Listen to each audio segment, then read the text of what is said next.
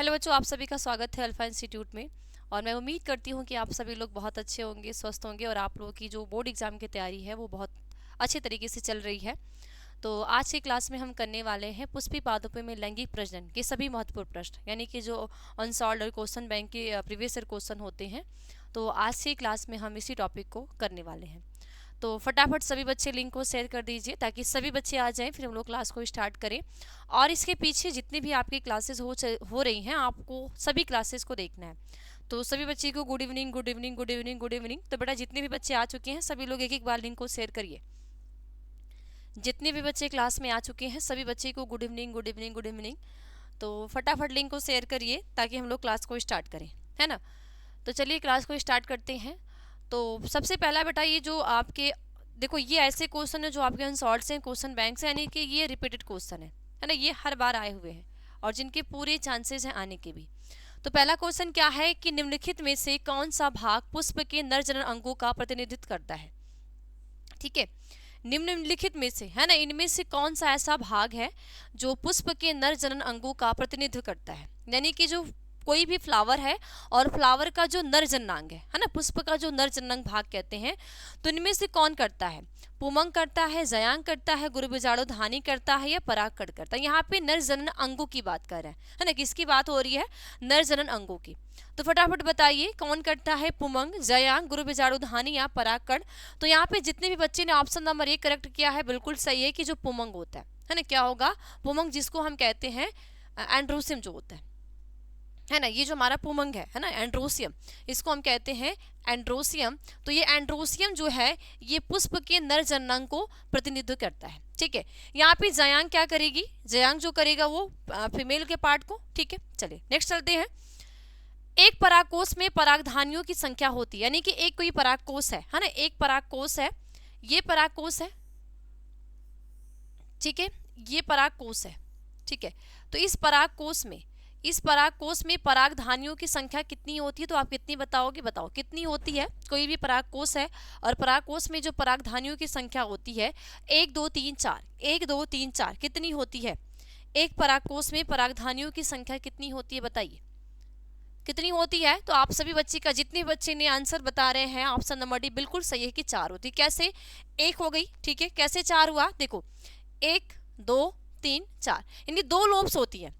अगर हम परागकण की संरचना को देखते हैं तो 2 लोब्स, जिसमें 4 लघु परागधानी या लघु बीजाणुधानी भी कहते हैं, है ना, उसको हम परागधानी भी कह सकते हैं या तो लघु बीजाणुधानी भी कह सकते हैं। ठीक है, चलिए नेक्स्ट क्वेश्चन। 112 लघु बीजाणुओं के निर्माण हेतु लघु बीजाणु मात्र कोशिकाओं में कितने अर्धसूत्री विभाजन होंगे। अब यहाँ पे 112 लघु बीजाणुओं का फॉर्मेशन करना है, 112 लघु बीजाणु का निर्माण करना है। तो 112 लघु बीजाणु के निर्माण हेतु के लिए जो हमारी लघु बीजाणु मात्र कोशिकाएं हैं, जो हमारी मेगास्पोर है ना, माइक्रोस्पोर मदर सेल है, तो माइक्रोस्पोर मदर सेल में कितनी बार मियोसिस डिवीजन होंगे, 56 बार, 28 बार, 112 बार या 224 बार। तो बताइए कितनी बार ये डिवाइड करेंगे, कितनी बार ये विभाजन करेंगे, तब जाके इनमें बनेंगे, स्पोर का फॉर्मेशन होगा। तो कितना होगा भाई, बताओ कितना होगा, 56, 28, 112, 224। तो बेटा जितने भी बच्चे का आंसर आ रहा है 28 बिल्कुल सही है कि 28 होती है। ये 28 बार क्या करेंगे, मियोसिस डिवीजन, 28 बार ये करेगी मियोसिस डिवीजन, जिससे क्या बनेगा, 112 माइक्रोस्पोर। ठीक है, 112 माइक्रोस्पोर का फॉर्मेशन, क्योंकि एक बार में एक लघु बीजाणुधानी में 4, है ना, 4 स्पोर का फॉर्मेशन होता है। ओके, चलिए नेक्स्ट। इनमें से कौन सा परागकण में पाए जाते हैं, इनमें से कौन सा ऐसा जो परागकण में पाए जाते हैं। इनमें 2 नरिग्मक होते हैं या 2 वर्धी कोशिकाएं तथा एक जनन कोशिका, ठीक है, कोशा, या एक जनन कोशिका व एक नलिका कोशिका, या एक जनक कोशा या एक नलिका कोशा तथा नरिग्मक। तो इनमें से कौन परागकण में पाए जाते हैं, इनमें से कौन ऐसा है जो एक परागकण में, है ना, जो परागकण की संरचना वो पाई जाती है। बेटा अगर परागकण की संरचना देखो तो ये है परागकण, ठीक है, तो इनमें एक सेल ये है, एक सेल ये है, तो इनमें कौन सा है, तो आप क्या बताओगे, जितने भी बच्चे का ऑप्शन नंबर सी बिल्कुल सही कि एक जनन कोशिका व एक नलिका कोशिका, है ना, यानी कि एक जनन कोशिका और एक जनन नलिका कोशिका, यानी कि क्या, जो जनन कोशिका से 2 मेल गैमेट का फॉर्मेशन और जो नलिका कोशिका से पोलन ट्यूब का फॉर्मेशन होता है। ठीक है, तो 40 यानी चौथे का आंसर क्या हो जाएगा, ऑप्शन नंबर सी। चौथे का करेक्ट आंसर क्या होगा, option number C is correct होगा। ओके, चलिए नेक्स्ट क्वेश्चन। बीजांड का वह स्थान जहां बीजांड वृंत जुड़ा होता है कहलाता है। बीजांड का वह स्थान बताइए जहां पे बीजांड वृंत क्या होता है, जुड़ा होता है, वो कहलाता है। निभाग कहलाता है, नाभिका कहलाता है, केंद्रक कहलाता है या माइक्रोपाइल कहलाता है। बीजांड का वह स्थान जहां पे, ठीक है, बीजांड का वह स्थान जहां से बीजांड वृंत जुड़ा होता है, यानी कि ये संरचना बेटा, ये वाली जो संरचना है ना, ये संरचना है, तो यहीं से जो बीजांड वृंत का क्या होता है, जुड़ाव, तो इसको हम क्या कहते हैं, नाभिका कहते हैं। तो आंसर क्या होगा, जितने बच्चे ने करेक्ट आंसर भी करेक्ट किया है बिल्कुल सही की नाभिका होता है। यानी बीजांड का वह स्थान है ना, बीजांड का वह स्थान जहां पे बीजांड वृंत जुड़ा होता है वो क्या कहलाता है, नाभिका कहलाता है। ठीक है, और बीजांड के पीछे वाला ये जो खाली वाला स्थान, इसको हम कहेंगे निभाग, है ना, और यहाँ पे जहां पे कोई भी आवरण नहीं, इसको हम कहेंगे माइक्रोपाइल। ठीक है, और इसके बीच में तो वही मध्य वाला भाग हो जाता है। ठीक है, चलिए नेक्स्ट। निम्नलिखित में से कौन सा वायु परागण की विशेषता नहीं है, इनमें से ऐसा कौन सा ऑप्शन, इन सभी ऑप्शन में से ऐसा कौन सा ऑप्शन है जिसमें ये वायु परागण की विशेषता नहीं है। हल्के परागकण नहीं है, या बेहतर अनावृत पुंकेसर, या बृहद पिच्च की वर्तिकाग्र, या अनेक बीजांड। तो निम्नलिखित में से कौन सा वायु परागण की विशेषता नहीं, यानी कि जो एनिमोफिली है ना, जो एयर पॉलिनेशन की विशेषता, यानी कि जितने भी वायु परागण करने वाले पुष्प होते हैं, यानी वायु परागण करने वाले पुष्प में जो विशेषताएं होती है, तो इनमें से कौन सा ऐसा है जो इसकी विशेषता नहीं है, बताइए कौन है इनमें जो इसमें विशेषता नहीं है। तो बेटा क्या हो जाएगा यहाँ पे ऑप्शन नंबर डी की अनेक बीजांड, क्योंकि जरूरी नहीं कि जो एयर पॉलिनेशन करने वाले उसमें अनेक बीजांड होते हैं। ठीक है, तो क्या होगा, जितने बच्चे का ऑप्शन नंबर डी बिल्कुल सही कि अनेक बीजांड। नेक्स्ट क्वेश्चन, जल परागित पादप का नाम है, हाइड्रेला, मटर, नींबू, इनमें से कोई नहीं। जल परागित पादप का नाम है, इनमें से जो जल परागित पादप है उसका क्या नाम है, हाइड्रेला है, मटर है, नींबू, इनमें से कोई नहीं। यानी कि हाइड्रेला में जल परागण होता है, मटर में होता है, नींबू में होता है, या इनमें से कोई नहीं। तो बेटा इनमें से किस में होगा, हाइड्रेला में होगा। तो जल परागित पादप का नाम क्या है, तो यानी कि जो जल के द्वारा है ना, जिनमें पॉलिनेशन हो रहा है, किसके द्वारा, जल के द्वारा। तो क्या होगा यहाँ पे आंसर, जितने बच्चे का ऑप्शन नंबर ए है बिल्कुल सही कि हाइड्रेला। ठीक है, क्या बोलोगे, हाइड्रेला। नेक्स्ट क्वेश्चन, वैलिशनेरिया के पौधे में परागण किस माध्यम से होता है। वैलिशनेरिया का कोई पौधा है और उसमें जो परागण की क्रिया होगी वो किस माध्यम से होता है, जल के द्वारा, वायु के द्वारा, कीटों के द्वारा, मनुष्य के द्वारा। तो बताइए वैलिशनेरिया के पौधे में परागण किस माध्यम से होता है, ये जल के द्वारा होगा, वायु के द्वारा होगा, कीटों के द्वारा होगा, मनुष्य के द्वारा होगा, किसके द्वारा होगा। तो वैलिशनेरिया के पौधों में जो परागण की क्रिया होती है ये किस माध्यम से, जल द्वारा, वायु द्वारा, कीटों द्वारा, मनुष्य द्वारा। तो बताइए बेटा किसके द्वारा होगा। तो आप सभी को पता है हाइड्रीला और वैलिशनेरिया ऐसे पौधे होते हैं जो जल परागित पौधे हैं। तो यहाँ पे भाई क्या होगा, जल के द्वारा, है ना। वैलिशनेरिया क्या होगा, इनमें क्या होगा, वाटर पॉलिनेशन, यानी कि जल के माध्यम से परागण की क्रिया, पॉलिनेशन की क्रिया को ये करेंगे। ठीक है, चलो अगला देखते हैं। द्विनिषेचन की क्रिया होती है शैवाल में, कवक में, आवृत बीजी पादपों में, अनावृत पादपों में। तो यहाँ पे द्विनिषेचन यानी कि डबल फर्टिलाइजेशन, यानी एक ही सेल्स के अंदर, एक ही कोशिका के अंदर या अंडाशय के अंदर या भ्रूणकोश के अंदर 2 बार निषेचन क्रिया। तो द्विनिषेचन की क्रिया होती है शैवाल में, यानी एल्गी में, फंजाई में, आवृत बीजी पादपों में, और अनावृत यानी कि जिम्नोस्पर्म और एंजियोस्पर्म में। तो ये भी बिल्कुल इजी सा। लेकिन देखो ये ऐसे क्वेश्चन है जो बिल्कुल इजी है ना, जो बच्चे पढ़ लिए हैं, जिनको जिसने बहुत अच्छे से पढ़ लिया उसको बहुत इजी लग रहा होगा, ये तो बिल्कुल इजी सा है ना।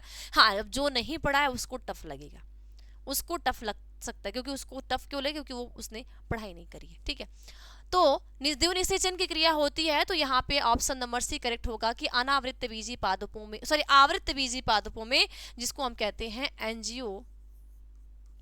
एंजियोस्पर्म प्लांट में। ओके, एंजियोस्पर्म जो प्लांट होता है उसमें क्या होता है डबल फर्टिलाइजेशन, यानी कि द्विनिषेचन। ओके, अगला, टैप्टेल कोशिकाएं दर्शाती है समसूत्री कोश का विभाजन, अर्धसूत्री कोश का विभाजन, एंडोमाइटोसिस कोश का विभाजन, या एंडोमाइटोसिस तथा बहुगुणिता। तो यहाँ पर टैप्टेल कोशिकाएं दर्शाती है, जो टैप्टेल कोशिकाएं होती है वो क्या दर्शाती है, टैप्टाइल कोशिकाएं दर्शाती है, जो टैप्टाइल कोशिकाएं होंगी वो क्या दर्शाती हैं, बताओ। टैप्टाइल कोशिकाएं दर्शाती हैं, क्या दर्शाएंगी?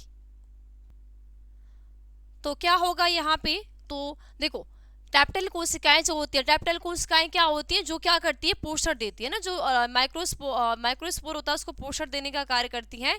तो ये एंडोमाइटोसिस कोश का विभाजन, क्या, एंडोमाइटोसिस कोश का विभाजन को दर्शाती हैं। तो टैप्टाइल कोशिकाएं क्या दर्शाती हैं? तो आप बताओगे एंडोमाइटोसिस कोश का विभाजन। ठीक है, अगला क्वेश्चन, गुरु बीजाणु मात्र कोशिका से क्या बनता है? गुरु बीजाणु धानी, चला जा, गुरु बीजाणु, लघु बीजाणु। गुरु बीजाणु मात्र कोशिका से क्या बनता है? मेगा स्पोर है ना, गुरु बीजाणु क्या, megaspore, megaspore mother cell, megaspore mother cell से क्या बनेगा? Microspore, megaspore, megasporangium है ना, चला जा या माइक्रोस्पोर। तो क्या बनेगा? Megaspore. ठीक है, मेगा स्पोर बनता है, क्योंकि ये विभाजन करती है, विभाजन से गुरु बीजाणु मात्र कोशिका से मेगा स्पोर का फॉर्मेशन होता है। ठीक है, चलिए अगला, पुष्पीय पादपों में नर युग्मक निर्माण किसके विभाजन से होता है? काई कोश का, लघु बीजाणु, जनन कोश का, लघु बीजाणु, मात्र कोश का।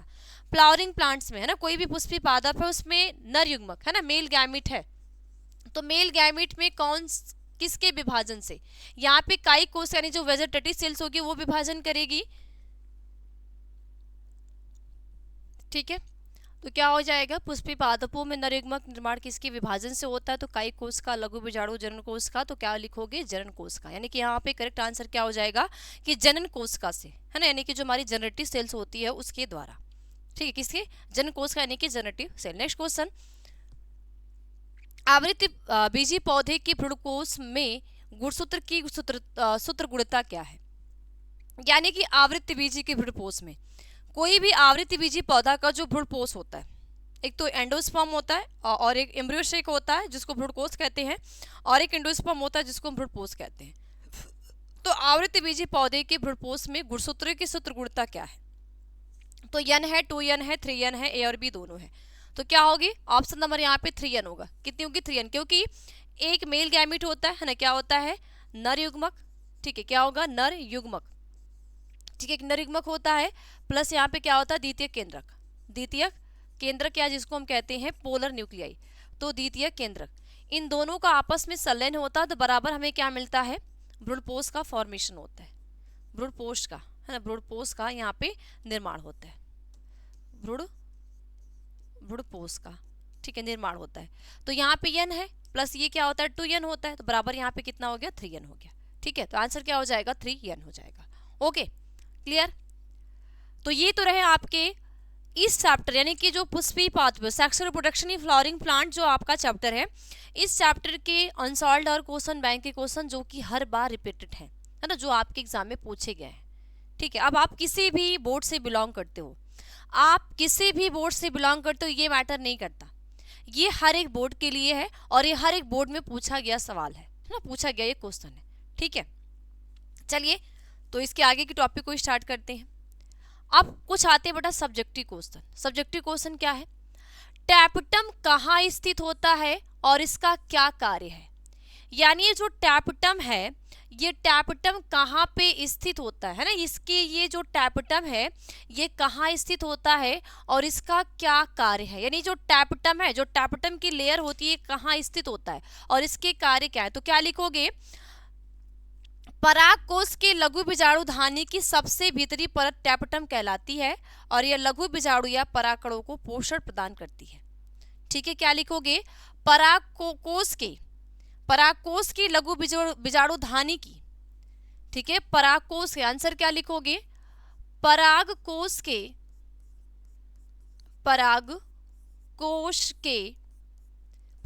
की लघु बीजाणु धानी, क्या? लघु बीजाणु धानी की सबसे, ठीक है, धानी की सबसे भीतरी परत, ठीक है, सबसे भीतरी परत टैप्टम कहलाती है। क्या? टैप्टम कहलाती है। ठीक है, कहलाती है, जो परागकण को, ठीक है, जो लघु बीजाणु को, या हम कह सकते हैं परागकण को, ठीक है, तो जो लघु बीजाणु, ठीक है, जो परागकण है ना, जो परागकण या लघु बीजाणु को, जो माइक्रोस्पोर है, ठीक है, लघु बीजाणु को पोषण प्रदान करती है, ठीक है, क्या करेगी, पोषण प्रदान करती है, ठीक है, इतना ही लिखना है, इससे ज्यादा आपको इसके अंदर कुछ नहीं लिखना है, ठीक है, तो फटाफट नोट करो,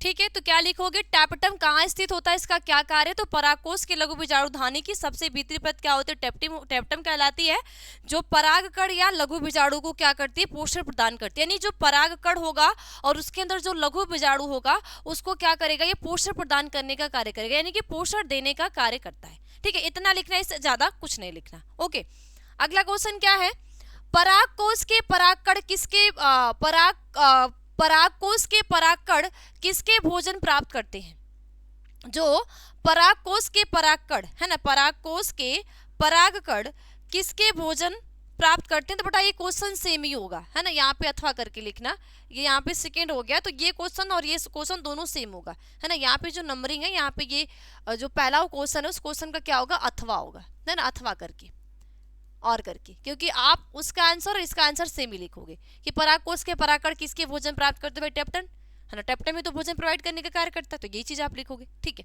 अगला, परागकण मात्र कोशिका में गुणसूत्रों की संख्या, परागकण मात्र कोशिका में गुणसूत्रों की संख्या क्या होती है, क्या परागकण मात्र कोशिका में गुणसूत्रों की संख्या क्या होती है, तो क्या लिखोगे, परागकण मात्र कोशिका में गुणसूत्रों की संख्या द्विगुणित यानी कि 2n होती है, क्या लिखोगे, परागकण मात्र कोशिका में, आंसर क्या लिखोगे बेटा इसमें, परागकण, है ना, परागकण मात्र कोशिका में, ठीक है, छोटा छोटा क्वेश्चन है लेकिन बोर्ड में नंबर दिलाएगा, ध्यान देना, तो परागकण मात्र कोशिका में, मात्र कोशिका में गुणसूत्रों की संख्या, किसकी, गुणसूत्रों, तो गुणसूत्रों, ठीक है, गुणसूत्रों की संख्या, गुणसूत्रों की जो संख्या होती है, तो गुणसूत्रों की संख्या क्या होती है, द्विगुणित, क्या होगी, द्विगुणित यानी कि 2n, ठीक है, द्विगुणित होती है, ठीक, क्लियर, 2n यानी कि यहाँ पे भी लिख सकते हो 46 ना, ऑब्लिक करके और करके 46 भी लिख सकते हो, ठीक है, तो परागकण मात्र कोशिका में गुणसूत्रों की संख्या क्या होती है, द्विगुणित यानी कि 2n होती है, ठीक, क्लियर, ये भी हो गया। नेक्स्ट क्वेश्चन क्या है, स्त्रीकेसर का नामांकित चित्र बनाइए, अब सिर्फ यहाँ पे, है ना, स्त्रीकेसर का नामांकित चित्र बनाइए, यहाँ पे आपको जो स्त्रीकेसर है, इस स्त्रीकेसर क्या करना है, नामांकित चित्र बनाना है, अब नामांकित चित्र अब बना लो, ठीक है, नामांकित चित्र बना लो, देखो ये ऊपर से घुंडी नुमा भाग, ठीक है, घुंडी नुमा भाग, ये थोड़ा सा पतला भाग है ना, और यहाँ से ये चौड़ा भाग, ठीक, यही स्त्रीकेसर है, ठीक है, आगे घुंडी नुमा भाग, पतला भाग और आगे से चौड़ा भाग, ठीक है। अब इसके अंदर क्या है हमारा, इसी के अंदर क्या है, बीजांड है, तो बीजांड भी बना लो, ठीक है, ये क्या है, बीजांड है, ओके।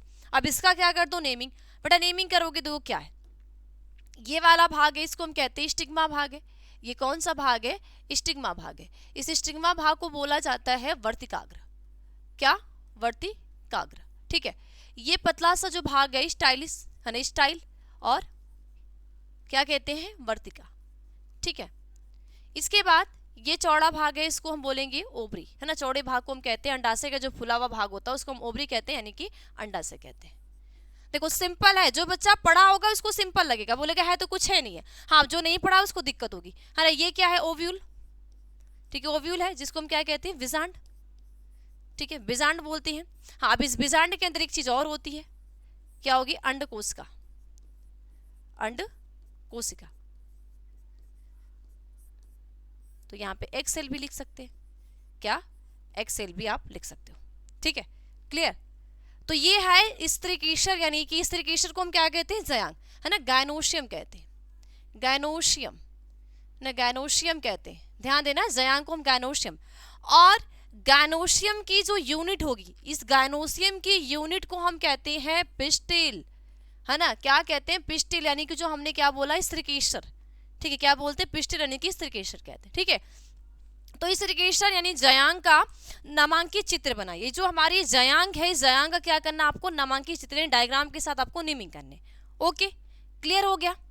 आगे चलते हैं, फटाफट देखो, फटाफट अब अपनी हैबिट को तेज करने हैं। हैबिट को तेज करने का मतलब कि साथ साथ मेरे साथ साथ आपको लिखने भी है और मेरे साथ साथ आपको समझने भी है।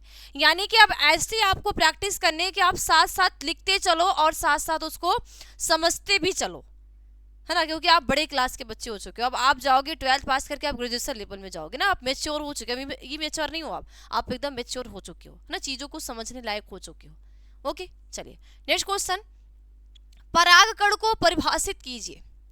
परागकण को परिभाषित कीजिए, यानी कि परागकण क्या होते हैं, तो परागकण को परिभाषित कीजिए। तो क्या लिखोगे, परागकणों के पुंकेसर के परागकोश से जयांग के, परागण को, मैंने परागकण बोला, परागण को परिभाषित कीजिए। तो क्या लिखोगे, परागकणों के पुंकेसर के, परागकणों के पुंकेसर के परागकोश से जयांग के वर्तिकाग्र तक पहुंचने की क्रिया को परागण कहते हैं। क्या लिखोगे, परागकणों के पुंकेसर के परागकोश से, परागकणों के पुंकेसर के परागकोश से जयांग के वर्तिकाग्र पे, परागकणों का ध्यान देना, परागकणों के पुंकेसर के परागकोश के, ठीक है, परागकोश से जयांग के, ठीक है, जयांग के वर्तिकाग्र पे। तो क्या लिखोगे, परागकणों के, आंसर इसमें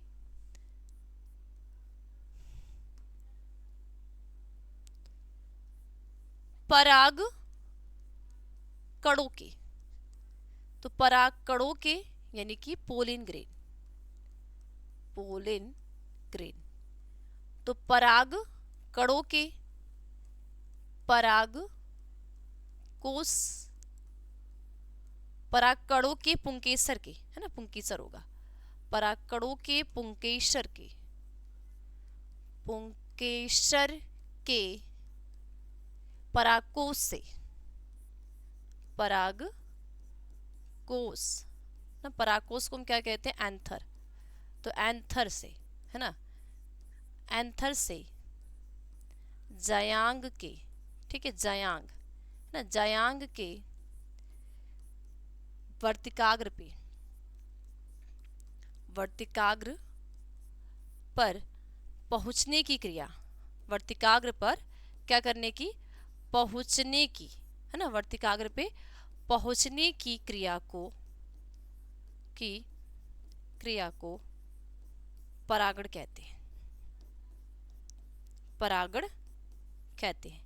परागण को क्या कहते हैं, परागण को हम इंग्लिश में कहते हैं, लिख लेना यहाँ पे, पॉलिनेशन, पॉलिनेशन कहते हैं। तो परागण को परिभाषित कीजिए। तो क्या लिखोगे, परागकणों के यानी कि पोलन ग्रेन के पुंकेसर के, है ना, पुंकेसर के परागकोश, ठीक है, परागकोश से जयांग के वर्तिकाग्र पर पहुंचने की क्रिया को परागण कहते हैं, यानी कि पॉलिनेशन कहते हैं। इस क्रिया को हम क्या कहेंगे, परागण, यानी कि इस पूरी क्रिया को हम कहते हैं पॉलिनेशन कहते हैं। ठीक है, नेक्स्ट क्वेश्चन, अनून मिली परागणी पुष्प में परागण के प्रकार को स्पष्ट कीजिए।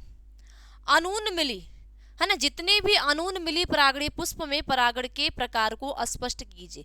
यानी कि अनून मिली परागणी पुष्प में जो परागण के प्रकार को क्या करना, आपको स्पष्ट करना। तो क्या लिखोगे, वे द्विलिंगी पुष्प जो सदैव बंद रहते हैं और कभी नहीं खुलते अनून मिली पुष्प कहलाते हैं।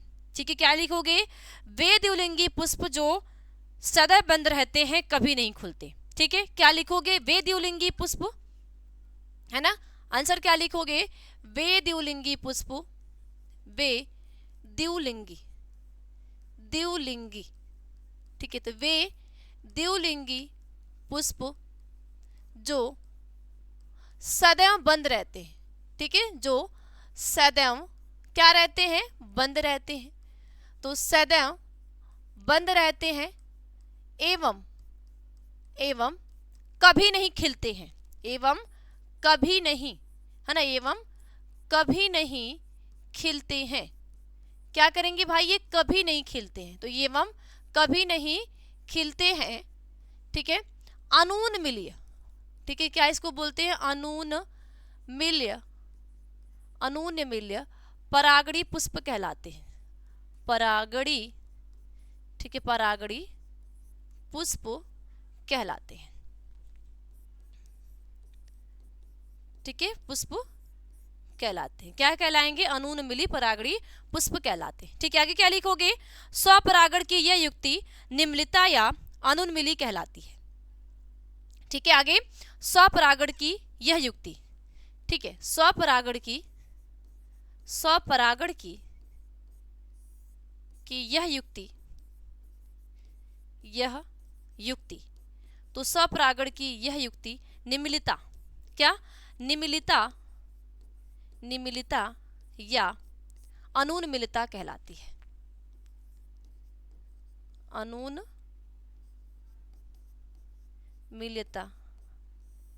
कहलाती है। एग्जाम्पल खट्टी बेर, है ना। एग्जाम्पल क्या रखोगे याद? एग्जाम्पल हमेशा याद रखना, खट्टी बूटी कनकौवा। ठीक है, एग्जाम्पल क्या रखोगे?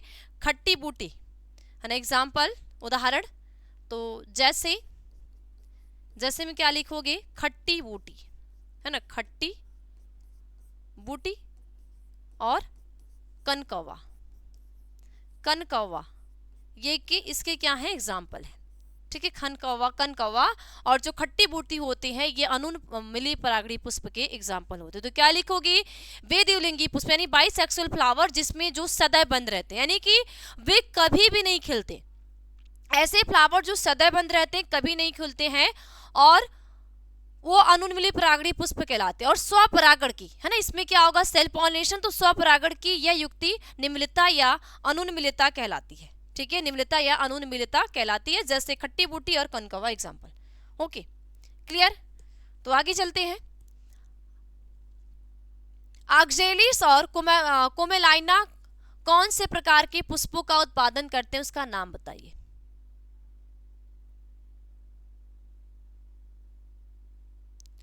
तो ऑक्जेलिक और कोमेलाइना कौन से प्रकार के पुष्पों का उत्पादन करते हैं, उनका नाम बताइए। तो क्या लिखोगे? इनमें उन्मीलता और अनून्यमिलता दोनों प्रकार के पुष्प पाए जाते हैं। क्या लिखोगे? इनमें उन्मीलता और अनून्यमिलता दोनों प्रकार के पुष्प पाए जाते हैं। आंसर क्या लिखोगे? इनमें उन्मीलता। ठीक है, इनमें क्या? उन्मीलता। ठीक है, तो उन्मीलता एवं अनून्यमिलता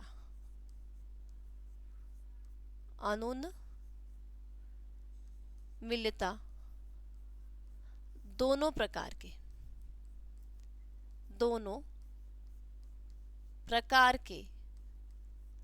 ठीक है, दोनों प्रकार के पुष्प पाए जाते हैं। है ना। इनमें दोनों प्रकार के क्या होंगे? जो फ्लावर होते हैं वो फ्लावर पाए जाते हैं। ठीक है, तो ये हो गया। ठीक है, ऑक्जेलिक्स और कोमेलाइना कौन से प्रकार के पुष्पों का उत्पादन करते हैं, उनका नाम बताइए। तो उन्मीलता एवं अनून्यमिलता दोनों प्रकार के पुष्प पाए जाते हैं। ठीक है, नेक्स्ट क्वेश्चन, पर परागण से लाभ का संक्षेप में उल्लेख कीजिए। पर परागण से लाभ का संक्षेप में उल्लेख कीजिए। तो क्या लिखोगे इसमें? आंसर, पर परागण द्वारा पादपों के हानिकारक गुणों को पृथक किया जाता है। ठीक है, क्या लिखोगे इसमें? आंसर क्या लिखोगे? पर परागण से लाभ का संक्षेप में उल्लेख कीजिए। तो आंसर क्या लिखोगे? पर परागण द्वारा पादपों में हानिकारक गुणों का, है ना, हानिकारक गुणों को पृथक किया जाता है। क्या लिखोगे? पर परागण में, है ना, किसमें? पर परागण में,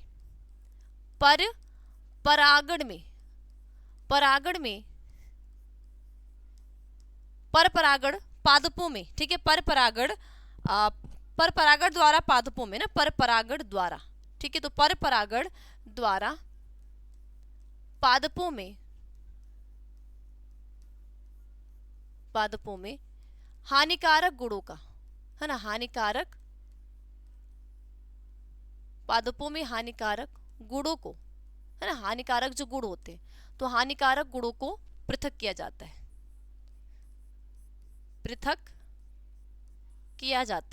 पृथक मतलब अलग किया जाता है। तो पृथक किया जाता है। ठीक है, क्या किया जाएगा? पृथक यानी कि इसको अलग किया जाता है। क्या किया जाएगा? पृथक, यानी कि इसको अलग किया जाता है। आगे क्या लिखोगे इसमें? जिससे संतति में जीवन संघर्ष की अपार क्षमता विकसित होती है। ठीक है, पृथक किया जाता है जिससे संतति में, जिससे संतति में, है ना, क्या होगी? जो संतति, तो जिससे क्या होगा? संतति में, है ना, जिससे संतति में जीवन संघर्ष की अपार क्षमता विकसित होती है। तो जिससे संतति में जीवन संघर्ष की, है ना, जीवन संघर्ष की, किसकी? तो जीवन संघर्ष की, है ना, जीवन संघर्ष की अपार क्षमता, अपार क्षमता विकसित होती है। अपार क्षमता क्या होती है? विकसित। तो अपार क्षमता विकसित होती है। ठीक, ये लिखोगे, विकसित होती, बस इससे ज्यादा आपने कुछ नहीं लिखना। क्या पूछा जाएगा? पर परागण से लाभ का, है ना, पर परागण से लाभ का संक्षेप में उल्लेख कीजिए। तो क्या लिखोगे? पर परागण द्वारा पादपों में हानिकारक गुणों को पृथक किया जाता है जिससे संतति में जीवन संघर्ष की अपार क्षमता पाई जाती है। यानी जो संतति होगी उस संतति में जीवन संघर्ष को, है ना, जीवन में जो भी संघर्ष आएगा उस संघर्ष से लड़ने की, है ना, उसमें अपार कैपेसिटी यानी कि क्षमता पाई जाती है। ठीक है, तो फटाफट नोट करो, फटाफट नोट करो, जल्दी जल्दी जल्दी जल्दी नोट करो, फटाफट बेटा नोट करो। हो गया? देखो फास्ट करने हैं, है ना, कम से कम में हम लोग कम से कम में ज्यादा क्वेश्चन करेंगे क्योंकि इस चैप्टर के पूरे, है ना, इस चैप्टर के जो भी इंपॉर्टेंट क्वेश्चन है जिस भी बोर्ड से, है ना, सभी को हमें करने हैं। ठीक है, तो आप जब फास्ट करोगे तब, है ना, स्लो करोगे तो नहीं हो पाएगा, फास्ट करोगे तभी होगा। ठीक है, चलिए। तो कोई बोलेगा मैम आप बहुत फास्ट पढ़ा रही हो, है ना, तो बहुत सारी दिक्कत आएंगी लेकिन आपको मैनेज करना है। नेक्स्ट क्वेश्चन, दोहरा निषेचन क्या है? इसकी खोज किसने की थी? बेटा बिल्कुल इजी सा क्वेश्चन है, डबल फर्टिलाइजेशन। ये तो मुझे लगता है कि मैं आप पे छोड़ रही हूँ, आप कर लोगे, है ना। कोई बच्चा इस क्लास से, कोई बच्चा ही नहीं कहेगा कि नहीं मैम आप नहीं करा पाओ, नहीं मतलब मैं नहीं कर पाऊंगा। इस क्लास का कोई ऐसा बच्चा नहीं होगा जो कह सकता है कि ma'am double fertilization, double fertilization, ये जो है फर्टिलाइजेशन को मैं नहीं कर पाऊंगा। बिल्कुल इजी सा है और सब बच्चे कर लेंगे, है ना, क्योंकि मैंने बहुत बार ही बता दिया है, मैंने क्लास में भी कराया है, मैंने बहुत बार क्लास लेके भी आई हूँ। तो ये आप दोहरा निषेचन क्या है और उसकी खोज किसने की थी आप इसमें लिखोगे, बहुत ज़्यादा नहीं, मुश्किल से दोहरे निषेचन की प्रोसेस को समझा देने हैं और इसकी खोज किस वैज्ञानिक ने कितने सन में किया था इसको आपको लिख देने हैं। ठीक है, तो उम्मीद करती हूँ कि आप सभी मेरे उम्मीद पे खरे उतरोगे, यानी कि इसको कर लोगे, है ना। कोई ऐसा बच्चा नहीं कहेगा, कमेंट नहीं करेगा कि नहीं मैम मैं तो नहीं कर पाऊंगा। और किसी प्रकार की आपको दिक्कत होती है तो आप ये जो अपने कमेंट को लाइव चैट में लिखते हो यहाँ नहीं लिखना, आपको कमेंट बॉक्स में जाना, वहाँ पे अपने कमेंट को लिखने हैं, है ना। ठीक है, चलिए नेक्स्ट, असली फल तथा नकली फल में अंतर कीजिए, है ना। असली फल यानी कि सत्य फल तथा असत्य फल में अंतर कीजिए, यही बात आ जाती है। तो असली फल तथा नकली फल में अंतर कीजिए, यानी कि सत्य फल क्या होते हैं और असत्य फल क्या होते हैं, है ना। असली फल तथा नकली फल में जिस, यानी कि हम ये कह सकते हैं कि सत्य फल और असत्य फल। तो सत्य फल क्या होते हैं और असत्य फल क्या होते हैं, इनमें आपको क्या बताना, डिफरेंस बताना है। तो एक साइड आप असली फल लिख सकते हो, दूसरी साइड आप नकली भी कर सकते हो ना। तो मैं सत्य लिख देती हूँ, ठीक है। तो एक साइड आप क्या करोगे, सत्य फल लिखोगे, ठीक। एक साइड क्या लिखो, सत्य फल, तो हेडिंग क्या डालो, सत्य फल, सत्य फल, ठीक है। और दूसरी साइड क्या लिखोगे, असत्य फल। बेटा लिंक को शेयर करते रहना है ना। ट्रू फॉल्स और, ठीक है, ट्रू फ्रूट और फॉल्स फ्रूट, ठीक है, जिसको हम कहते हैं ट्रू फ्रूट और फॉल्स फ्रूट। तो क्या लिखोगे, निषेचन पश्चात अंडाशय के परिपक्व होने से फल बनता है, ठीक है, वह पुष्प के से संग झड़ जाते हैं, तो ऐसे फल सत्य फल कहलाते हैं। क्या लिखोगे, वे फल जिसका निर्माण, ऐसे फल जिसके निर्माण में अंडाशय भाग लेता है। क्या लिखोगे, वे फल जिसमें निषेचन के पश्चात फल निर्माण में अंडाशय भाग लेता है। तो क्या लिखोगे, ऐसे फल जो निषेचन के पश्चात, ठीक है, ऐसे फल, या हम किसी और लैंग्वेज में भी लिख सकते हैं, ठीक है। तो क्या लिखोगे, ऐसे फल, वे फल जिसका निर्माण अंडाशय से होता है उसको सत्य फल कहते हैं, ठीक है। क्या लिखोगे, बहुत ज्यादा बड़ा बड़ा नहीं लिखना है। क्या लिखोगे, वे फल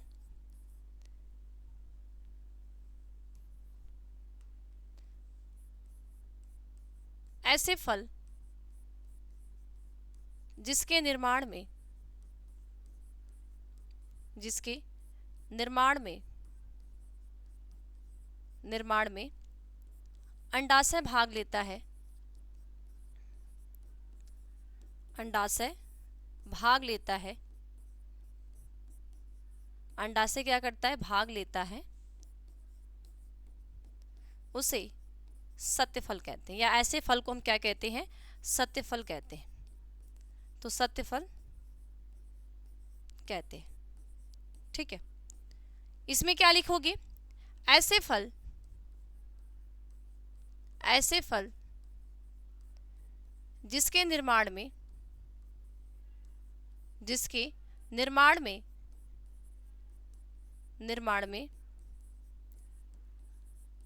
अंडाशय न भाग लेकर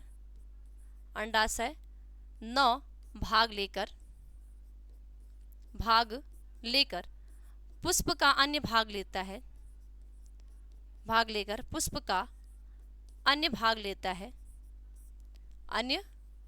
लेता है, ऐसे फलों को, ठीक है, भाग लेता है, ऐसे फलों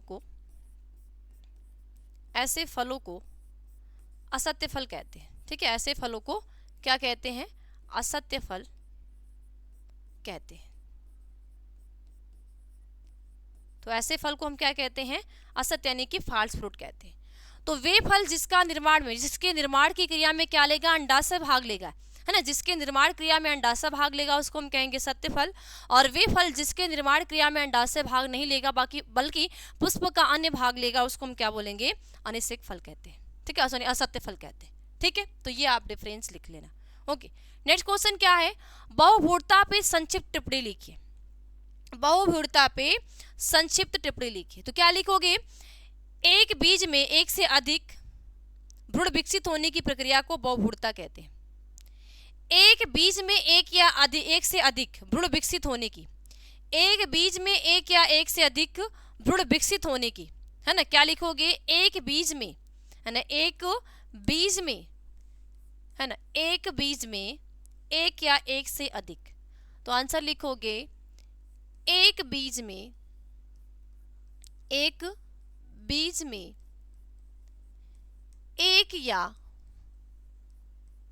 या एक से अधिक एक बीज में एक या एक से अधिक भ्रूण यानी एम्ब्रियो, तो भ्रूण विकसित होते हैं। भ्रूण क्या होते हैं, विकसित होते हैं, है ना, डेवलप्ड होते हैं। तो विकसित होते हैं, बहुभ्रूणता कहते हैं। ठीक है, बहुभ्रूणता क्या कहते हैं, बहुभ्रूणता कहते हैं। यानी एक बीज है ना, एक बीज है और उस एक बीज में क्या होगा, एक या एक से अधिक यानी कि अनेक, है ना, एक बीज है और उस बीज में एक या एक से अधिक यानी कि अनेक क्या हो, भ्रूण विकसित हो, उसको हम क्या कहते हैं, बहुभ्रूणता कहते हैं। उस को क्या कहेंगे, बहुभ्रूणता कहते हैं। ठीक है, और यह बीजांड में एक या एक से अधिक भ्रूणपोष की उपस्थिति के कारण अथवा भ्रूणकोश की अंडकोशिका के अतिरिक्त। ठीक है, तो क्या लिखोगे, यह बीजांड में एक से अधिक भ्रूणकोश की उपस्थिति के कारण। ठीक है, आगे, यह बीजांड में, ठीक है, यह बीजांड में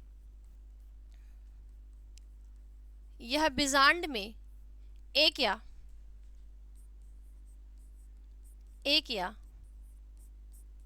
एक से अधिक, ठीक है, अधिक भ्रूणकोश के, ठीक है, क्या, भ्रूणकोश, ठीक है, किसके, भ्रूणकोश के, है ना, भ्रूणकोश की उपस्थिति के कारण। ठीक है, भ्रूणकोश की उपस्थिति है ना, प्रेजेंट, तो उपस्थिति के कारण अथवा, ठीक है, के कारण अथवा, ठीक है, अथवा अंडकोशिका, ठीक है, अथवा अंडकोशिका के अतिरिक्त किसी अन्य कोशिका जैसे, ठीक है, अथवा अंडकोशिका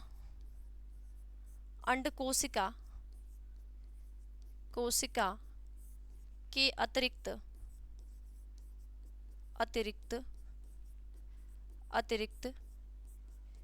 किसी अन्य कोशिका किसी अन्य कोशिका जैसे, ठीक है, किसी अन्य कोशिका जैसे, है ना, एग्जाम्पल, तो जैसे सहायक कोशिका, ठीक है, जैसे क्या लिखोगे, जैसे सहायक कोशिका के भ्रूण के निर्माण के परिणाम स्वरूप होता है, ठीक है, सहायक कोशिका, जैसे सहायक कोशिका, तो सहायक कोशिका यानी कि जो हमारी कौन है, सिनर्जिड सेल। सिनर्जिड सेल का कार्य है ना, जो निषेचन की क्रिया होती है, जब सिनर्जिड का कार्य होता है कि जब फर्टिलाइजेशन हो रहा है, तो सहायक कोशिका के भ्रूण के, सहायक कोशिका के भ्रूण के निर्माण करने की, सहायक कोशिका के भ्रूण के निर्माण करने के परिणाम स्वरूप होती है। तो क्या लिखोगे, सहायक कोशिका के भ्रूण के निर्माण करने के, निर्माण करने के परिणाम स्वरूप होती है। तो नेक्स्ट पेज लेते हैं, करने के परिणाम, परिणाम स्वरूप, परिणाम स्वरूप होती है। एग्जाम्पल, एग्जाम्पल क्या याद रखोगे, एग्जाम्पल याद रखोगे पाइनस में, संतरा में, ठीक है, तो एग्जाम्पल क्या याद रखोगे, पाइनस और संतरा। तो उदाहरण क्या लिखोगे, उदाहरण, ठीक है, उदाहरण क्या लिखोगे, इसमें क्या होगा, उदाहरण, तो उदाहरण, उदाहरण में आप हमेशा याद रखना पाइनस और संतरा, क्या, पाइनस, पाइनस, ठीक है, उदाहरण में पाइनस और संतरा इसके एग्जाम्पल है। पाइनस और जो संतरा होगा बहुभुरता के एग्जाम्पल होते हैं, ठीक है, पाइनस और संतरा बहुभुरता के एग्जाम्पल है, ठीक है, पाइनस संतरा। तो हमने क्या लिखा भाई, बहुभुरता, तो बहुभुरता क्या है, एक बीज में एक या एक से अधिक भ्रूण का विकसित होना, एक बीज में एक या एक से अधिक भ्रूण विकसित होते हैं, उसको हम क्या कहते हैं, बहुभुरता कहते हैं, है ना। और यह बीजांड में एक या एक से अधिक भ्रूणकोश की उपस्थिति के कारण अथवा अंड कोशिका के अतिरिक्त किसी अन्य कोशिका जैसे सहायक कोशिका के भ्रूण के निर्माण करने के परिणाम स्वरूप होता है। एग्जाम्पल क्या है, पाइनस और संतरा होता है। ओके, नेक्स्ट क्वेश्चन, बीज क्या है और किसी एक बीज की संरचना का वर्णन कीजिए। बीज क्या है ना, बीज क्या है और किसी एक बीज की संरचना का वर्णन कीजिए। अब ये बीज क्या है ना, बीज हम किसे कहते हैं, बीज क्या है और किसी एक बीज की संरचना का क्या करना है, वर्णन कीजिए।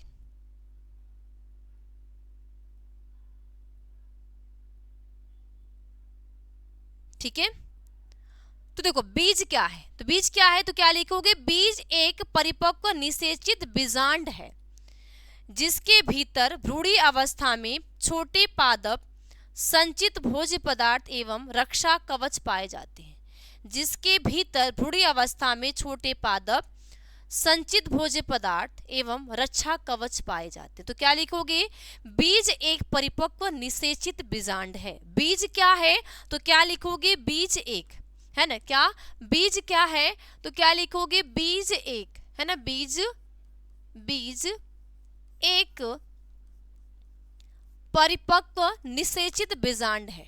बीज एक परिपक्व, है ना, बीज एक क्या है, परिपक्व, है ना, परिपक्व निषेचित, परिपक्व निषेचित बीजांड है। निषेचित क्या है, बीजांड है, ठीक है, बीजांड है। बीज क्या हो गया, जिसके भीतर भ्रूणी अवस्था में, भ्रूणी अवस्था में छोटे पादप, ठीक है, संचित भोज्य एवं रक्षा कवच पाए जाते हैं। तो क्या लिखोगे, जिसके भीतर, ठीक है, जिसके भीतर, है ना, जिसके भीतर भ्रूणी अवस्था में, है ना, जिसके भीतर क्या, भ्रूणी अवस्था में, भ्रूणी अवस्था में छोटे पादप, ठीक है, भ्रूणी अवस्था में क्या पाए जाएंगे, छोटे पादप। तो भ्रूणी अवस्था में छोटे पादप, ठीक है, संचित भोज्य पदार्थ, ठीक है, संचित, संचित भोज्य पदार्थ है, संचित भोज्य पदार्थ एवं, एवं रक्षा कवच पाए जाते हैं। एवं क्या, रक्षा कवच पाए जाते हैं। जब आपसे पूछा जाएगा क्या पाए जाएंगे, रक्षा कवच, यानी कि जब आपसे रक्षा कवच पाए जाते। जब भी आपसे पूछा जाएगा बीज क्या है, आप बताओगे बीज एक परिपक्व निषेचित बीजांड है।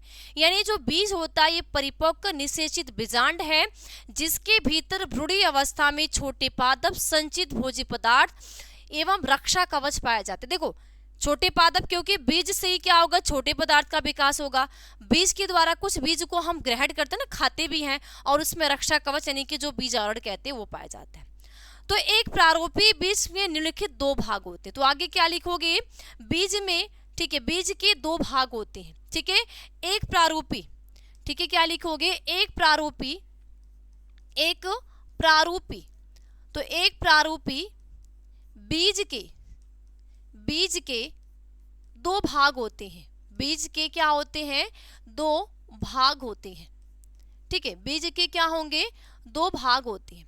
तो दो भाग में पहला क्या होगा, पहला जो भाग है उस भाग को हम कहते हैं बीजावरण। बीजावरण यानी बीज का जो आवरण होता है ना, पहले कहते हैं बीजावरण यानी कि सीड कोट कहते हैं। क्या बोलेंगे, जिसको हम कहते हैं सीड कोट, सीड कोट कहते हैं। अब ये बीज आवरण क्या है ना, जिसमें बीज का क्या हो, आवरण है। तो क्या लिखोगे, बीज आवरण बीज का बाह्य आवरण या कवच बनाता है, जो बीजांड के आद्यावरण के सूखने से विकसित होता है।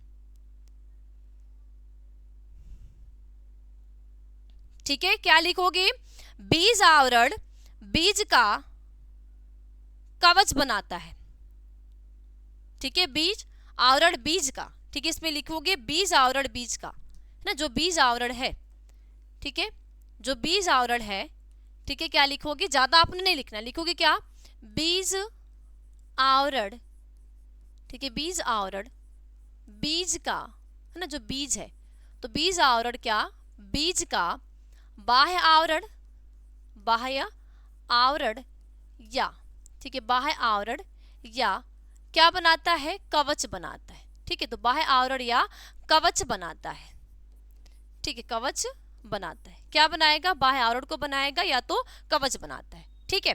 इसके बाद क्या लिखोगे, यह बीजांड के आद्यावरण के सूखने से विकसित होता है, ठीक है, यह बीजांड के, ठीक है, यह बीजांड के है ना, जो बीजांड का क्या होता है, आद्यावरण, तो यह बीजांड के आद्यावरण के है ना, बीजांड की जो आद्यावरण है, तो आद्यावरण की सूखने से, आद्यावरण की किससे, सूखने से है ना, जो अध्यावरण होगा वो क्या करेगा, सूखेगा, तो अध्यावरण के सूखने से बनता है,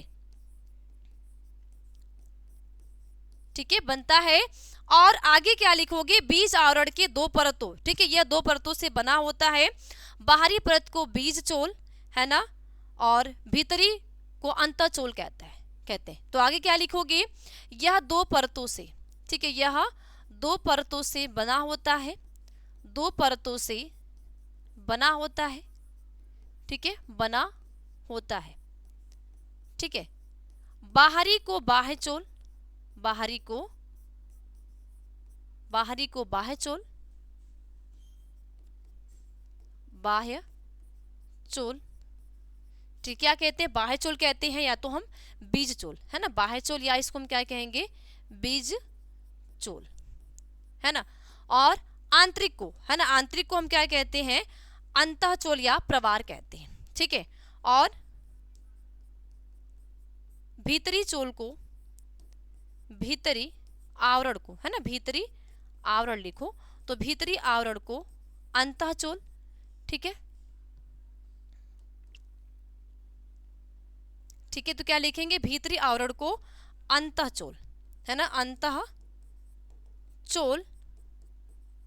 या प्रवार कहते हैं, प्रवार कहते हैं, ठीक है।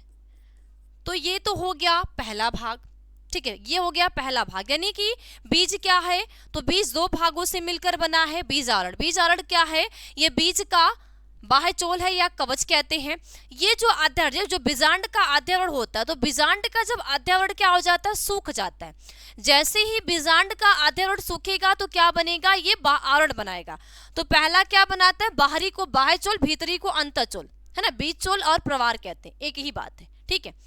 तो दूसरा क्या है, भ्रूण है ना, दूसरा इसके अंतर्गत क्या आता है, दूसरा इसके अंदर आता है भ्रूण है ना। दूसरा क्या आएगा, जो दूसरा पार्ट है उस दूसरे पार्ट को हम कहते हैं भ्रूण कहते हैं।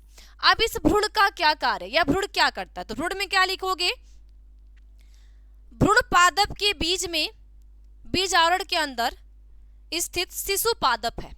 क्या लिखोगे, भ्रूण पादप के बीज में, बीज आवरण के अंदर, ठीक है, भ्रूण पादप के बीज में, ठीक है, क्या लिखोगे, भ्रूण पादप के बीज में, ठीक है, भ्रूण पादप के बीज में, बीज आवरण के भीतर, बीज आवरण के भीतर, आवरण के भीतर शिशु पादप है। क्योंकि भाई क्या करेगा, पादप का तो निर्माण करेगा, तो क्या है, शिशु पादप है। ठीक है, और यह बीजांड में स्थित अंडे के निषेचन से बनता है। क्या लिखोगे, यह बीजांड में, यह बीजांड में स्थित अंडे के निषेचन से, अंडे के निषेचन से बनता है। ठीक है, इतनी से ज्यादा आपने नहीं लिखना है। ओके, क्लियर क्लियर क्लियर, बोलिए।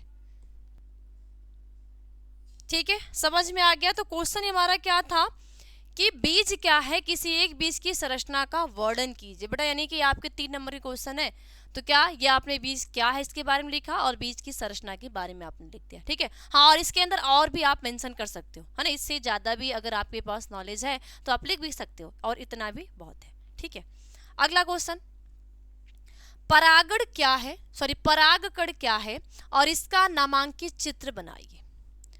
परागकण क्या है ना, परागकण क्या है और इसका नामांकित चित्र बनाइए।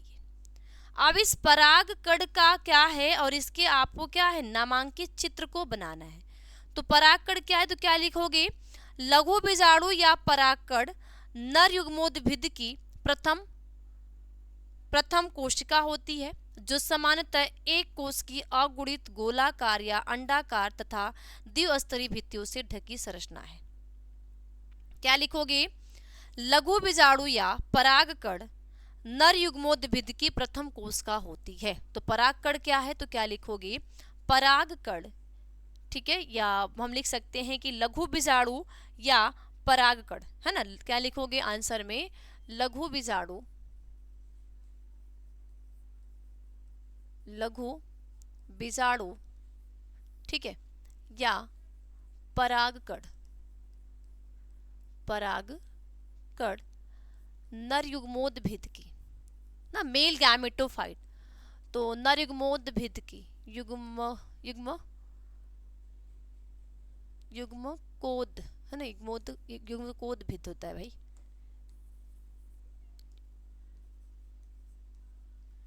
कोद्भिद की, ठीक है, भिद की प्रथम कोशिका होती है, कि प्रथम कोशिका होती है। ठीक है, क्या होती है, प्रथम कोशिका होती है। नहीं, जो मेल गैमेटोफाइट है, तो मेल गैमेटोफाइट की ये क्या होती है, प्रथम कोशिका होती है। ठीक है, जो सामान्यतः एक कोश की अगुणित गोलाकार या अंडाकार तथा द्विस्तरीय भित्तियों से ढकी संरचना होती है। ठीक है, जो सामान्यतः, क्या लिखोगे, जो सामान्यतः एक कोश की, ठीक है, क्या है, एक कोश की, ठीक है, जो सामान्यतः क्या है, एक कोश की, ठीक है, अगुणित, क्या, अगुणित, ठीक है, अंडाकार, या हम इसको कह सकते हैं गोलाकार, ठीक है, गोलाकार, अंडाकार और गोलाकार एवं द्विस्तरीय,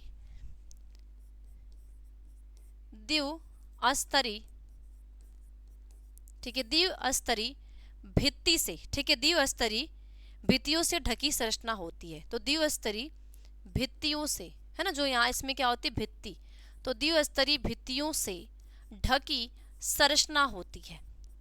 ठीक है, ढकी संरचना, तो ढकी संरचना होती है। तो ये तो हो गया बेटा क्या, परागकण क्या है ना, क्या पूछा, परागकण क्या है, तो क्या लिखोगे आप, परागकण या लघु बीजाणु या परागकण नर युग्मोद्भिद की प्रथम कोशिका होती है, जो समानतः एक कोश की अगुणित अंडाकार या गोलाकार एवं ये द्वि है ना, एवं ये द्विस्तरीय भित्तियों से ढकी संरचना होती है। ठीक है, आगे क्या लिखोगे, परागकण निम्न दो आवरणों से आस्तरित होता है। ठीक है, तो ये तो परागकण क्या है। अब इसके क्या है, नामांकित चित्र बनाइए। तो अब आप क्या करोगे, इनके नामांकित चित्र, यहाँ पे आप ये भी लिख सकते हो कि ये मुख्यतः इसके दो आवरण होते हैं, एक होता है बाह्यचोल, एक होता है अंतःचोल। आप इसके अंतर्गत मेंशन कर सकते हो ना परागकण के बारे में कि इसके दो लेयर होती है, एक अंतःचोल एक बाह्यचोल, ये आप मेंशन कर सकते हो, जिसके अंदर क्या पाई जाती है ये भी पढ़ाई हुई चीज है, तो आप भी इसको लिख सकते हो। अब इसके आप बेटा यहाँ पे संरचना को बनाने, तो आप क्या करोगे, संरचना बनाओगे। देखो संरचना की बात करते हैं, संरचना की बात करते हैं तो कुछ इस प्रकार की जो परागकण की संरचना होती है। ठीक है, तो देखो इनमें दो चोल होती है, दो चोल, और इसके अंदर दो कोशिका, एक कोशिका इनकी छोटी कोशिका होती है और एक क्या होती है, बड़ी कोशिका होती है। ठीक है, देखो, और इसके साथ साथ इनका ये साइटोप्लाज्मिक होता है। देखो इनको हम कहते हैं ये बाह्य चोल, है ना, क्या, ये बाह्य चोल होता है। बाह्य चोल को हम कहते हैं एक्साइन, एक्साइन कहते हैं। ठीक है, इसका ये अंतःचोल है ना, अंतःचोल होता है। अंतःचोल को हम कहते हैं इंटाइन। ठीक है, इंटाइन।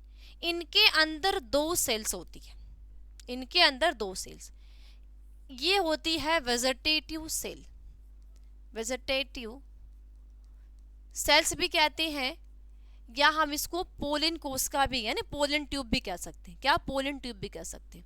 इसके बाद यहाँ पे जनरेटिव सेल है, जनरेटिव सेल यानी कि जनन कोशिका होती है। ठीक है, तो ये होती है परागकण की संरचना, और यहाँ पे पोर होते हैं, है ना, पोलिन छिद्र यानी कि पोलिन छिद्र यानी कि पोर होते हैं।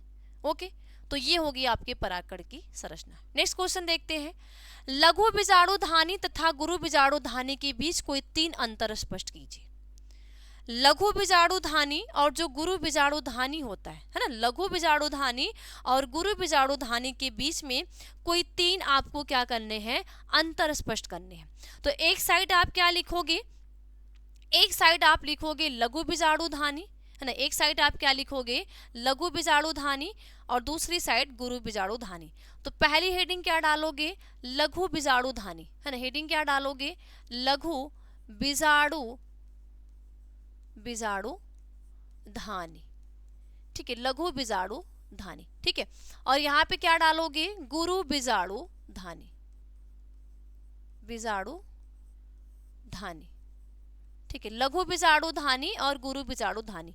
अब अगर हम लघु बीजाणुधानी की बात करते हो तो क्या लिखोगे, लघु बीजाणुधानी में, लघु बीजाणुधानी में लिखोगे एक परागकोश की दोनों पालियों में कुल 4 लघु बीजाणु पाए जाते हैं, जिसमें लघु बीजाणुआ या परागकोण का निर्माण होता है। ठीक है, एक परागकोश की दो पालियों में, एक परागकोश की दो पालियों में कुल 4 लघु बीजाणुधानी पाई जाती है। तो क्या लिखोगे, एक परागकोश के दो पालियों में, एक परागकोश के दो पालियों में,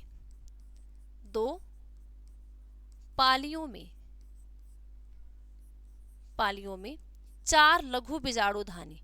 ठीक है, 4 लघु बीजाणुधानी, है ना, लघु बीजाणुधानी पाई जाती हैं। ठीक है, जिसमें लघु बीजाणु या परागकण का निर्माण होता है। ठीक है, जिसमें लघु बीजाणु, ठीक है, जिसमें क्या लिखोगे, लघु बीजाणु, है ना, लघु बीजाणु या परागकण का, क्या, परागकण यानी पोलिन ग्रेन, तो परागकण का निर्माण, है ना, परागकण का क्या होगा, निर्माण होता है। ये आप किस में मेंशन करोगे? लघु बीजाणु धानी में। गुरु बीजाणु धानी में क्या लिखोगे? एक अंडाशय में 1, 2, 3 या अनेक बीजांड या गुरु बीजाणु धानी पाई जाती हैं, जिनमें गुरु बीजाणु या भ्रूणपोष का निर्माण होता है। तो क्या लिखोगे? एक अंडाशय में 1, 2 या 3 या अनेक। ठीक है, क्या लिखोगे? एक अंडाशय में 1,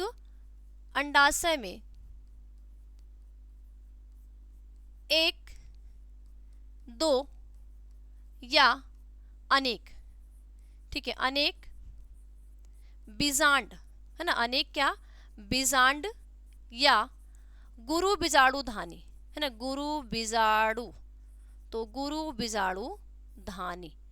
ठीक, क्या लिखोगे? गुरु बीजाणु धानी पाई जाती है, पाई जाती है, जिनमें, ठीक है, जिनमें इसका निर्माण होगा, जिनमें गुरु बीजाणु या, ठीक है, जिनमें गुरु बीजाणु, है ना, जिनमें गुरु बीजाणु या भ्रूणपोष का, सॉरी भ्रूणकोष का, है ना, एम्ब्रियोसैक का, तो भ्रूणकोष का निर्माण होता है।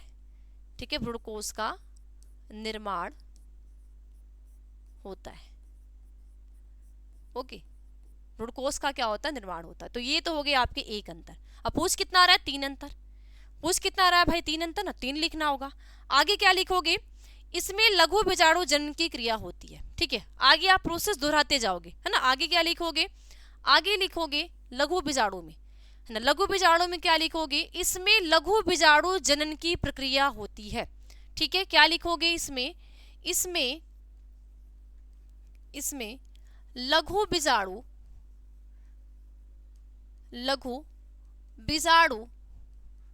जनन की, है ना, लघु बीजाणु जनन की प्रक्रिया होती है। ठीक है, गुरु बीजाणु में क्या लिखोगे? इसमें गुरु बीजाणु जनन की, इसमें गुरु बीजाणु जनन की, है ना, गुरु बीजाणु जनन की प्रक्रिया होती है। सोचो, एक चैप्टर आपका एक क्लास में खत्म हो रहा है, प्रक्रिया होती है।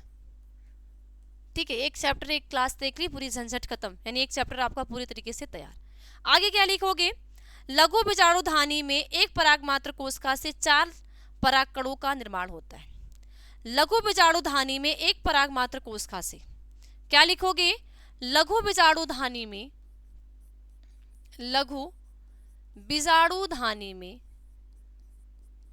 लघु बीजाणु धानी में एक पराग मात्र कोशिका से, एक पराग मात्र कोशिका से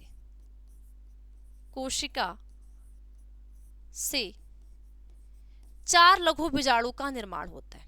ठीक है, 4 पराग कणों का निर्माण होता है। ठीक है, तो क्या? कोशिका से 4 पराग कणों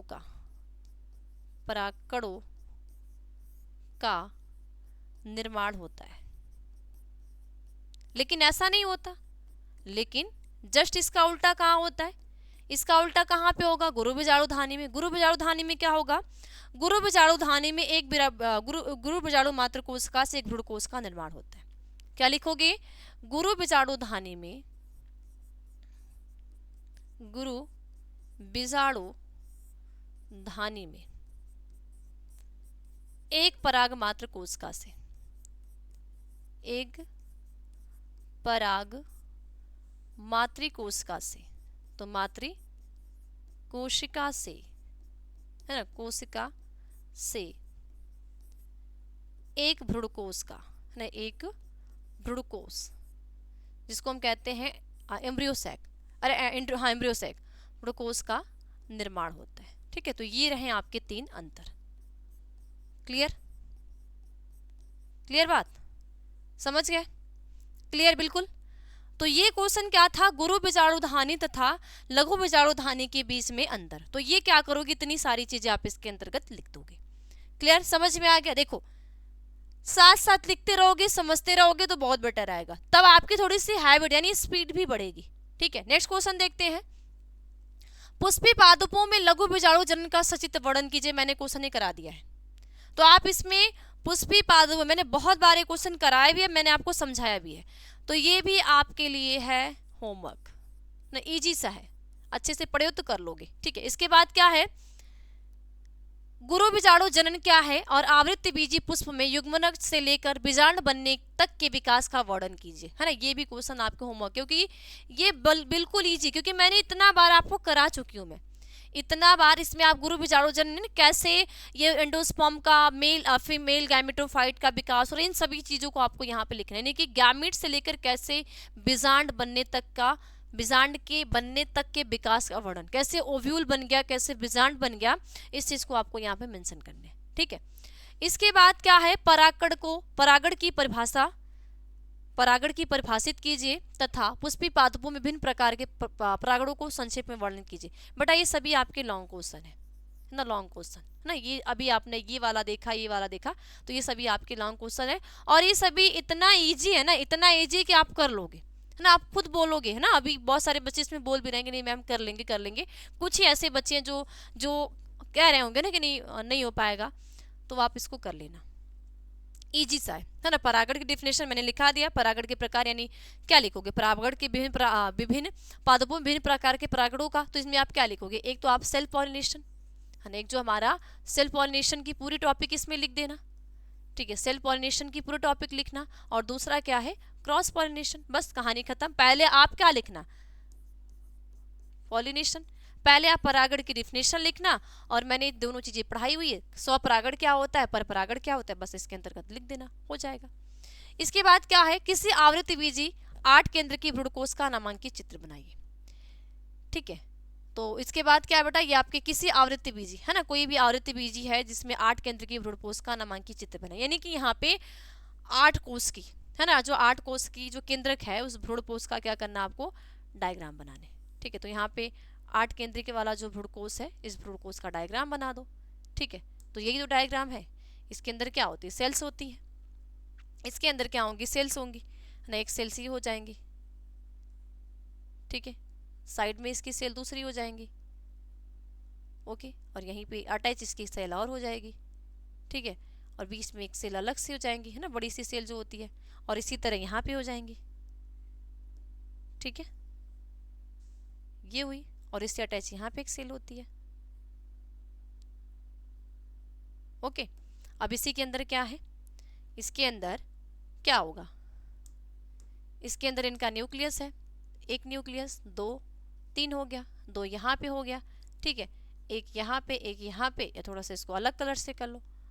ठीक है, नेमिंग भी कर दो, इजी सा है, कुछ टफ है नहीं, है ना। यहाँ पे इन दोनों को क्या बोलते हैं, सहायक कोश का, सहायक सेल।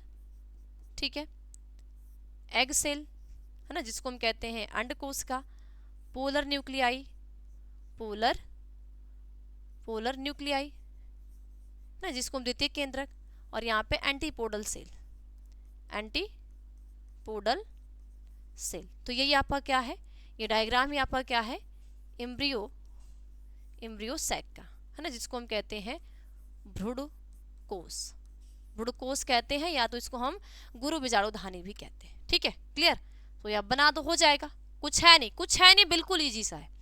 और उसके बाद लास्ट क्वेश्चन क्या आता है, दोहरा निषेचन से आप क्या समझते हैं, और आखिर आरेखित चित्र के माध्यम से मदद से समझाइए। ठीक, तो दोहरा निषेचन की प्रोसेस मैंने आपको बताया ना कि आप बिल्कुल इजी से कर लेना।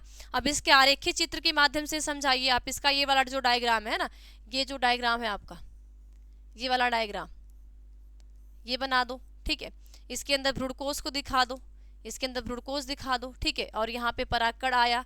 ठीक है, परागकण आने के बाद ये पोलन ट्यूब बनी, है ना, पोलन ट्यूब आई। ठीक है, अब पोलन ट्यूब आने के बाद इनके अंदर 1 सेल 2 सेल 3 सेल, 1 2 सेल यहाँ पे हो गई, है ना, 1 सेल 2 सेल यहाँ पे सेल्स को दर्शा दो, और यहाँ पे मेल गैमेट को 2 दर्शा दो। ये वाला संरचना बना के इस पूरी चीज को एक्सप्लेन कर दो कि कैसे डबल फर्टिलाइजेशन होता है ना, कैसे जो दोहरा निषेचन की जो डबल फर्टिलाइजेशन क्रिया वो कैसे होती है ना। तो इस आप क्या करोगे, इन सभी का अब देखो, अब अगर नेमिंग भी करना चाहो तो बीच वाला पार्ट तो आपको पता है ना, ये भाग वाला क्या है, ये भाग जो है, इस भाग को हम क्या कहते हैं, स्टिग्मा कहते हैं, है ना। इसके अंदर क्या पोलेन ग्रेन है, पोलेन ग्रेन है, यानी कि परागकण है। ठीक है, यहाँ पे पोलन ट्यूब है। क्या है? पोलन ट्यूब, यानी कि जिसको हम क्या कहते हैं? परागनलिका। ठीक है, इसके अंदर क्या है? एम्ब्रियो, एम्ब्रियो सैक है। ठीक है, अब एम्ब्रियो सैक के अंदर बहुत सारी चीजें हैं और यहाँ पे दोनों क्या है? 2 मेल गैमिट है, मेल गैमिट है। अब यही 2 मेल गैमिट क्या करेंगे? जाएंगे, एक पोलर न्यूक्लियाई के साथ फर्टिलाइजेशन करेगा और एक यहाँ पे एक जो एग सेल है, इस एग सेल के साथ क्या हो जाएगा? फर्टिलाइज हो जाएगा। तो इस पूरी प्रोसेस को हम क्या कहते हैं? डबल फर्टिलाइजेशन, यानी कि दोहरा निषेचन कहते हैं।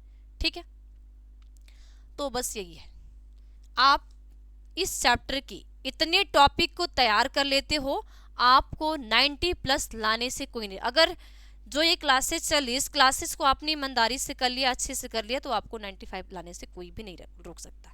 ठीक है, तो मुझे उम्मीद होगी कि आप सभी बच्चों को आज की क्लास बहुत अच्छी तरीके से समझ में आई होगी और आप सभी लोग इस क्लास को हर एक बच्चे के पास आपको शेयर करने हैं, ताकि हर एक बच्चे का इस चैप्टर का, इन सभी टॉपिक के जो जितने भी क्वेश्चन है वो अच्छे तरीके से तैयार हो जाए।